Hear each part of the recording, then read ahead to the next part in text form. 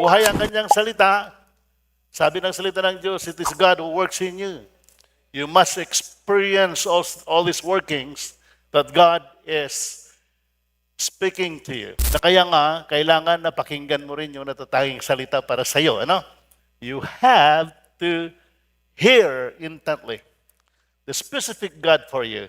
Every time that I hear the specific God for me, ay alam ko po na mayroon siyang gagawin beyond my expectations. Okay? Let's go to Matthew chapter 9, verse 35 to 38. Then Jesus went about all the cities and villages, teaching in their synagogues, preaching the gospel of the kingdom, and healing every sickness. Remember that? Healing every sickness. Hallelujah. Every disease among the people. And the Word of God also says in Hebrews chapter 13, verse 8, Jesus Christ is the same yesterday, today, and forever. Hindi nagbago po yung malasakit niya. Hindi nagbago yung pagmamahal niya. Hindi nagbago yung kanyang mga gawa. He's still the God of miracle today.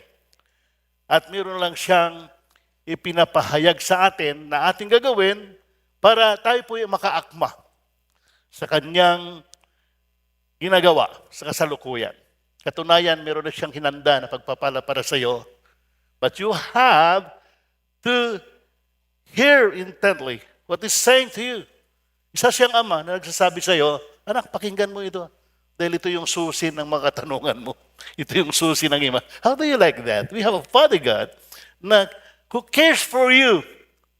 Who cares for you? You only need to understand how He moves. At ikaw ay makiakma, ano? Para, you know, those people who are always seeking diligently for God and for His specific word, they have all the advantages in life. Kaya makikita mo may Kristiyano, bakit magaganda ang buhay nila? Hindi po sila nakaswerte, kapatid. Lagi ang inuuna nila ay ang Diyos. Okay? Kung unahin mo ang Diyos, uunahin ka rin sa lahat ng kanyang papaburan. Because God is the God of favors. Matthew chapter 9, verse 35 to 38. O, basahin natin ulit yung pinakauna na verse. Then Jesus went about all cities and villages, teaching in their synagogues, preaching the gospel of the kingdom, healing every sickness and every disease among the people. But when He saw the multitudes, He was moved with compassion. Yun pa rin ang ating Panginoon. He's moved with compassion. Naaawa siya sa iyo, kapatid, kung hindi mo natatanggap yung dapat na matanggap mo. Because when God prepared something, He wants you to receive fully. At sabi pa dito, because they were weary and scattered. Napapagod, nabibigatan.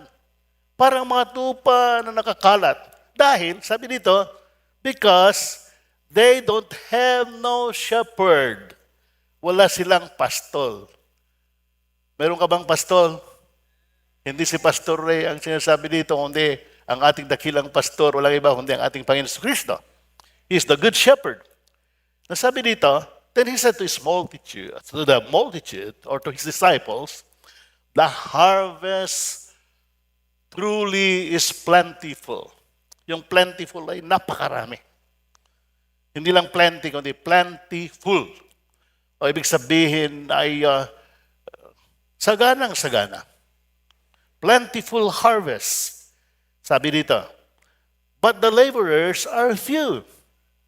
Therefore pray the Lord of the harvest. Isa po sa pangalan ng ating Panginoon ay the Lord of harvest. Come on, say it once again. The Lord of harvest. Yung Panginoon na nagdadala ng anihan. Gusto mo ba ng anihan, kapatid?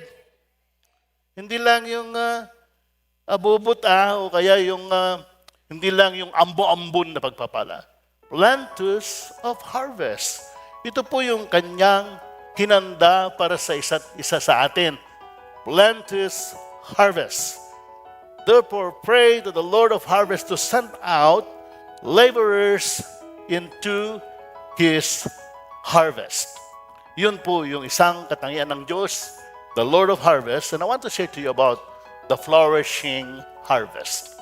Yung masaganang anihan.